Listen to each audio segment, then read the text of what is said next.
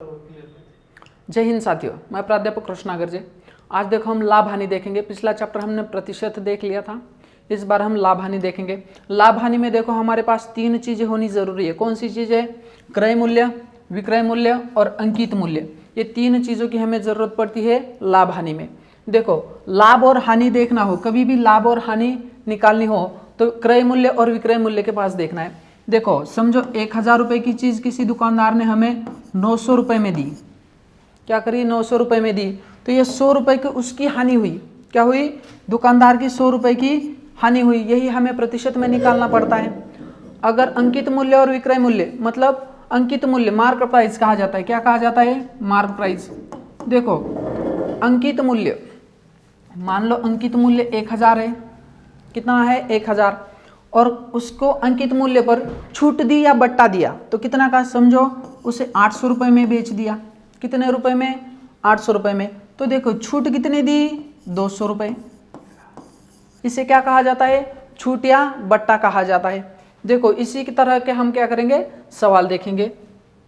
देखो किसी वस्तु का क्रय मूल्य 8000 रुपए है, इसे कितने रुपए में बेचा जाए ताकि 25% का लाभ हो? मान लो देखो जो ये 8000 रुपए दिए गए हैं, ये क्या है? हमारा क्रय मूल्य। और क्रय मूल्य को हम हमेशा क्या कर समझेंगे? 100% समझेंगे। देखो मतलब 100% हमारा कितना है? 8000 है। तो 25% लाभ लेना है हमें। क्या लेना है? 25% लाभ लेना है। मान लो क्रय मूल्य हमने 100 माना है। कितना माना है? 100 माना है। और 25% लाभ लेना है, यानी 100 के आगे होगा। कितना होगा? 125। इससे गुणा करें 125। ये 25 से कटेगा 4 बार और ये 25 से कटेगा 5 बार। ये 4 से कटेगा 2 बार, बचेंगे 3 जीरो। और 2000 और 5 का गुना होगा तो कितना आएगा? 10,000, जो कि हमारे ऑप्शन नंबर 1 में दिया गया है। इसी तरह के हम सवाल देखेंगे आगे।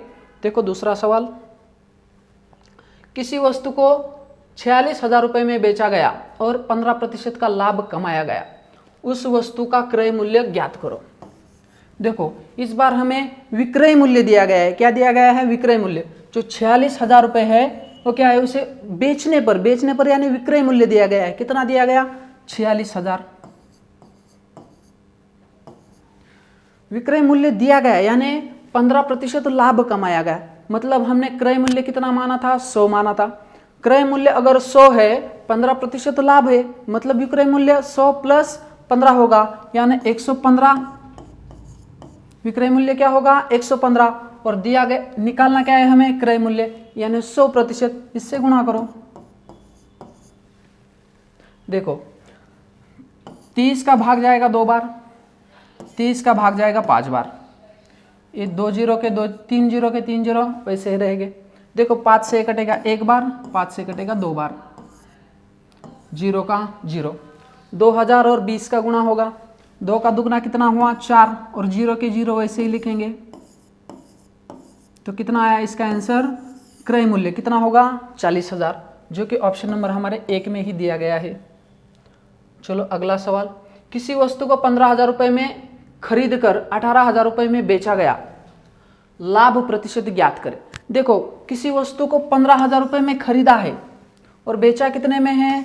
18,000 रुपए में बेचा है, यानी कुछ लाभ कमाया है। कितना लाभ? इनका अंतर देखो, इनका अंतर कितना है? 3,000 का। कितना है? 3,000 का अंतर है। मतलब 15,000 पर 3,000 कमाए तो 100 पर कितना कमाए, यही देखना है। देखो 15,000 पर कितने कमाए? 3,000।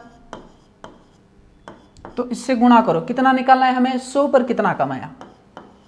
100 पर। देखो इधर 2 जीरो है और 0 का 0 काट लो। इधर 2 के 0 और इधर के 2 जीरो कट गए। ये 1 जीरो भी कट गया। देखो 15 से ये कट गया 2 बार, बचा 0। मतलब कितना आया? 20%। कितना आया? 20%, जो कि ऑप्शन नंबर हमारे 1 में दिया गया है। चलो अगला सवाल देखो, किसी वस्तु को 24,000 रुपए में खरीदकर 27,600 रुपए में बेचा गया। लाभ या हानि का प्रतिशत ज्ञात करो। इधर हमें लाभ या हानि है ये देखना है। पहले तो देखो 24,000 रुपए में खरीदी, कितने रुपए में? 24,000 रुपए में। और 27,600 रुपये में बेची, यानी कि ज़्यादा पैसों में बेची गई है।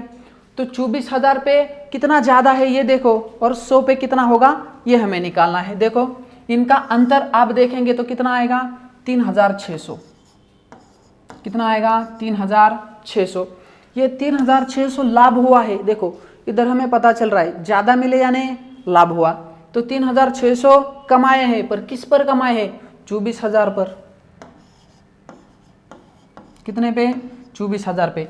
24,000 पे 3,600 कमाए तो 100 पे कितने गुणा क्या करना है 100 का। देखो 2 जीरो के 2 जीरो इधर भी कट गए, ये इधर का 1 जीरो और ये 1 जीरो भी कट गया। देखो 12 का दुगुना 24 और 12 का 3 गुना 36, जीरो का जीरो।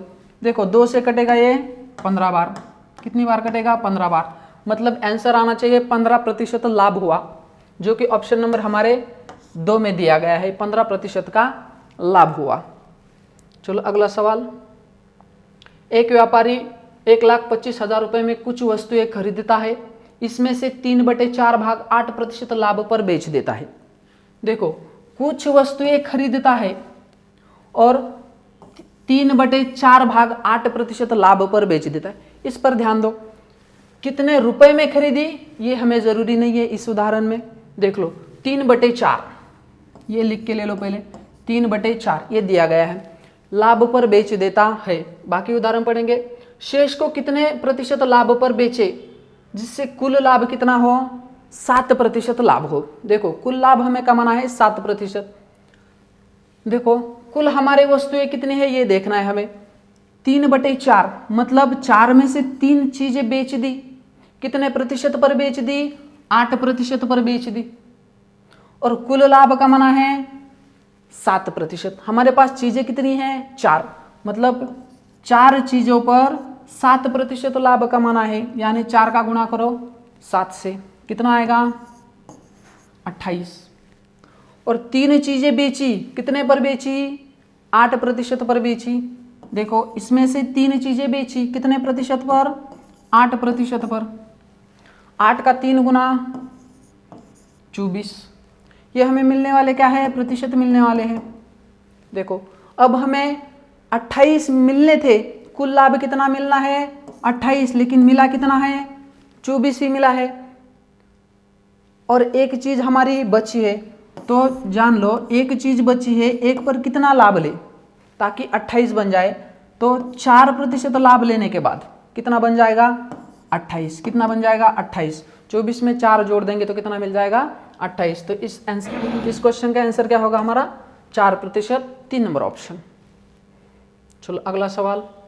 एक व्यापारी 29,500 रुपये में कुछ वस्तुएं खरीदता है, इसमें से 3/5 वस्तुएं 10% लाभ पर बेची गई। शेष को कितने प्रतिशत लाभ पर बेचा जाए जिससे कुल लाभ 12% हो। इसी तरह का उदाहरण है, 3/5 वस्तुएं कितने प्रतिशत पर बेची 10% पर, मतलब 5 में से 3 चीजें कितने पर बेची 10% पर, और कुल लाभ कमाना है हमें 12%। मतलब 5 का गुणा करो 12 से, 5 गुणा में 12, कितना मिलना चाहिए 60, कितना प्रतिशत मिलना चाहिए 60%। लेकिन 3 चीजें इसमें से बेची 10% से, 3 चीजें बेची 10% से, तो कितना हुआ 30% मिला। कितना प्रतिशत मिला 30%, और हमें मिलाना है 30%। कितना प्रतिशत मिलाना है 30%। 30 और 30 मिलेंगे तभी तो 60% कुल लाभ होगा। तो बची चीजें कितनी है 2 ही चीजें बची है। 5 में से 3 बेच दी तो बची कितनी 2 चीजें। 2 का गुणा करना है, ऐसा गुणा करना है कि इसका आंसर कितना आ जाएगा 30 आ जाएगा। तो किससे गुणा करना पड़ेगा 15 से। 15 का दुगुना 30%। देखो कितनी 30%। तो एक चीज मतलब एक चीज कितने को बेचनी पड़ेगी हमें 1 गुना 15, मतलब एक चीज पर कितना मिलाना पड़ेगा 15%। कितना मिलाना पड़ेगा 15%। चलो अगला सवाल। किसी स्टॉक का 2/3 भाग 6% लाभ पर बेचा तथा शेष 3% हानि पर बेचा गया। इस व्यापार में कुल 540 रुपए का लाभ हुआ। स्टॉक की कुल कीमत बताइए। देखो स्टॉक की कुल कीमत बतानी है हमें 2/3 भाग, कितने प्रतिशत बेचा? 6% पर। देखो मतलब 3 में से 2 भाग 6% पर बेचा, मतलब 2 गुणा में 6 कितना आना चाहिए? 12। लेकिन शेष को क्या है, एक चीज बची थी शेष, उसको क्या किया? हानि पर बेचा। कितने? 3% पर। 3% क्या हुआ? हानि पर बेचा। तो ये घटेंगे ना इसमें से, 12 में से 3 क्या होंगे? घटेंगे। तो कितना आया? 12 में से 3 घटेंगे तो 9 मिल गया। ये 9% मिल गया। लेकिन कितने चीजों पे? 3 चीजों पे। देखो 9 भाग में 3 जाएगा तो कितना आएगा? 3 एकम 3 और 3 एकम 3, मतलब 3% बराबर, क्या बोला मैं? 3% बराबर 540 है। तो 100% बराबर मतलब कुल कितनी है? ठीक है, तो कुल मतलब 100 का। देखो 540 भाग में 3 गुना में 100। देखो 3 एकम 3, 3 एकम 3, बचे कितने हैं? 2। 3 का 8 गुना 24 और 0 का 0, तो कितना? 180 गुना में 100, मतलब कितना आएगा? 18,000। कितना आएगा? 18,000, जो कि ऑप्शन नंबर 4 में दिया गया है। चलो अगला सवाल। किसी वस्तु को 1250 रुपए में बेचने पर जितने रुपए की हानि होती है उतने ही रुपए का लाभ होता है अगर उस वस्तु को 1750 रुपए में बेचा जाए। उस वस्तु का वास्तविक मूल्य क्या है ये बताना है हमें। वास्तविक मूल्य यानी क्या? जिस पर बेचने पर ना लाभ हो ना हानि हो, वह क्या होता है? वास्तविक मूल्य।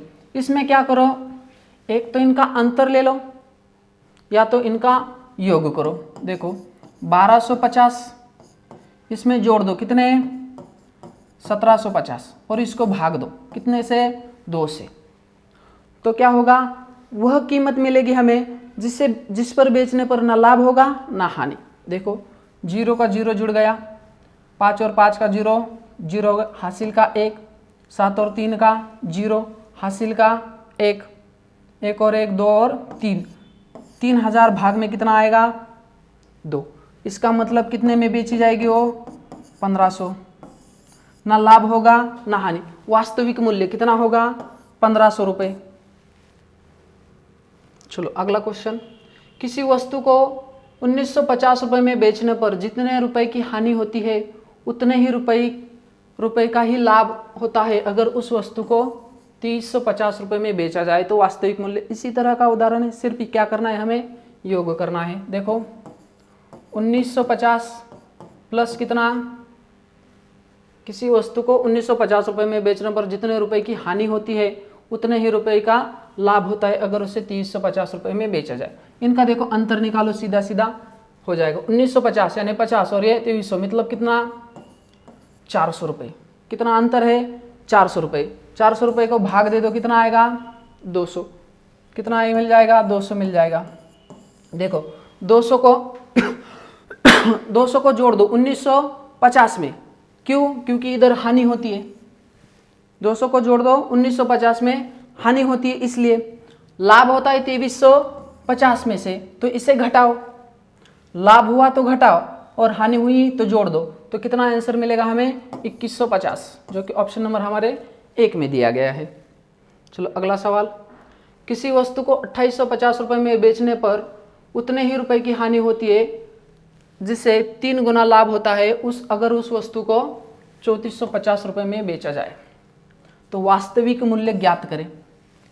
देखो 2850 और कितना? 3450। इधर हानि होती है और इधर 3 गुना लाभ होता है, मतलब 1:3। अनुपात में लिखेंगे तो कितना? 1:3। और इनका अंतर देख लो, इनका अंतर कितना आएगा? 600 मिलेगा। इनका अंतर कितना मिलेगा? 600 मिलेगा। देखो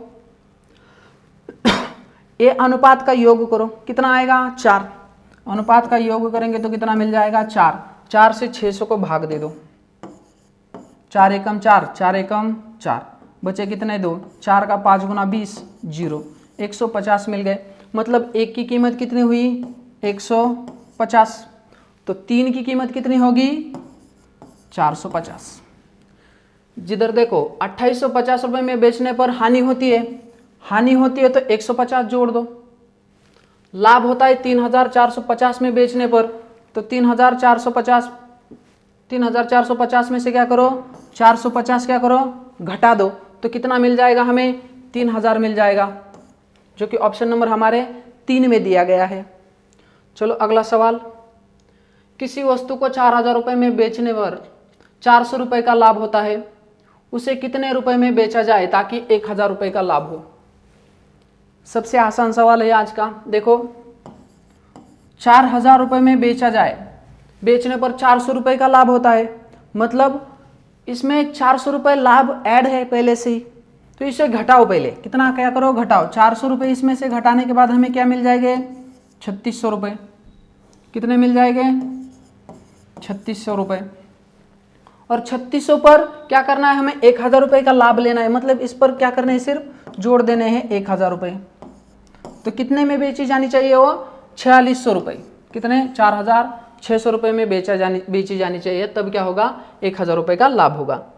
चलो अगला सवाल, किसी वस्तु को 10,800 रुपये में बेचने पर 10% की हानि होती है, उसे कितने रुपए में बेचा जाए ताकि 40% लाभ हो। देख लो 10,800 रुपये, 10% की हानि होती है। 10,800 रुपये में बेचने पर 10% की हानि होती है, यानी ये क्या है 90% है। क्या है 90% है। उसे कितने रुपए में बेचा जाए ताकि 40% लाभ हो। तो क्या करना पड़ेगा, सिर्फ इसको 140 से गुना करना पड़ेगा। 0 का 0 कट गया, 9 एकम 9, 9 एकम 9, इधर बचा 1, 9 का दुगना 18। देखो 14 और 12 का गुणा करना है। देखो 0 का 0 0 ही मिलेगा, 14 का दुगना 28, 28 का 8, हासिल के कितने आए 2, 14 एकम 14, 14 में क्या होगा 2 जुड़ेगा, तो कितना आएगा 16,800 रुपये। कितने रुपए में बेची जानी चाहिए वो चीज़ 16,800 रुपये में, जो कि ऑप्शन नंबर हमारे 4 में दिया गया है। चलो अगला सवाल, किसी वस्तु को 8% लाभ पर बेचा गया, अगर उसे 1000 रुपये अधिक में बेचा होता तो 12% का लाभ होता, तो क्रय मूल्य ज्ञात करें। देखो मैंने शुरुआत में ही बता दिया था आपको, क्रय मूल्य हमें क्या मानना है 100% मानना है। 100% मानेंगे तो हमें आंसर सही मिल जाएगा। देखो 8% लाभ पर बेचा गया किसी वस्तु को, 1000 रुपये अधिक लेते तो 12% लाभ होता। देखो पहले कितने में बेचे थे 8% पर, फिर कितने पे बेचना है 12% पर। देखो प्रतिशत कितना बढ़ गया 4%। कितने प्रतिशत बढ़ गया 4%। 4% बढ़ा, किसकी वजह से बढ़ा 1000 रुपये की वजह से, मतलब 1000 हमारे 4% है। क्या 1000 हमारे 4% है, और निकालना है हमें क्रय मूल्य। क्रय मूल्य यानी क्या 100%। 4% बराबर कितने हैं 1000, तो 100% बराबर कितने। देखो तिर्यक गुणा से भी कर सकते हैं आप। 4% बराबर 1000, तो 100% बराबर में कितना। इधर तिर्यक गुणा होगा, 100 का गुणा होगा 1000 से और 4% भाग में जाएगा। ऐसे ही लिखा था मैंने अभी, 4% बराबर 1000 है,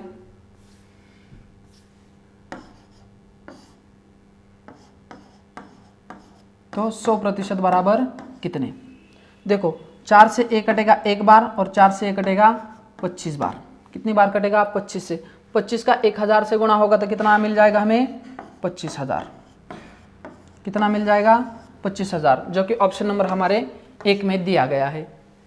चलो अगला सवाल, किसी वस्तु को 12% हानि पर बेचा जाना था, लेकिन उसका मूल्य 1190 रुपये बढ़ाया गया, तो 5% का लाभ हुआ। देखो इधर 12% हानि दी है, इधर लाभ दिया है, तो उस वस्तु का क्रय मूल्य बताइए।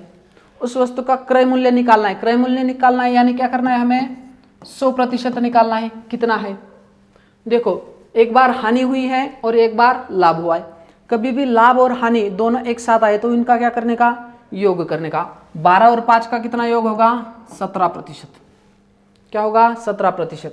मतलब 17% बराबर कितना है, 1190, 1190 रुपए है। तो 100% बराबर कितने, देखो 17% बराबर 1190 गुणा में 100। देखो 17 एकम 17 और 17 से कटेगा ये 6 बार,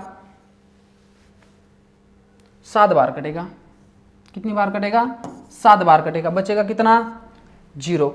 70 और 100 का क्या होगा, गुणा होगा, कितना आएगा, 7000 आ जाएगा। कितना आ जाएगा, 7000, जो कि ऑप्शन नंबर हमारे 1 में दिया गया है। चलो अगला सवाल।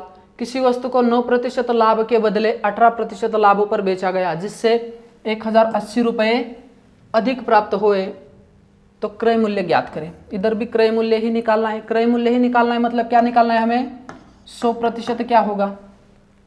देखो इस बार दोनों भी क्या करे हैं, लाभ दिए हैं, 9% लाभ और 18% लाभ। तो देखो लाभ दिए तो क्या करने का, उनमें से घटाने का। कभी भी लाभ और हानि दिया तो जोड़ने का, और लाभ लाभ दिया तो घटाने का। हानि हानि दी तो भी घटाने का, ठीक है। तो 18 में से 9 गए तो 9% बचे। कितने बचे, 9% बचे।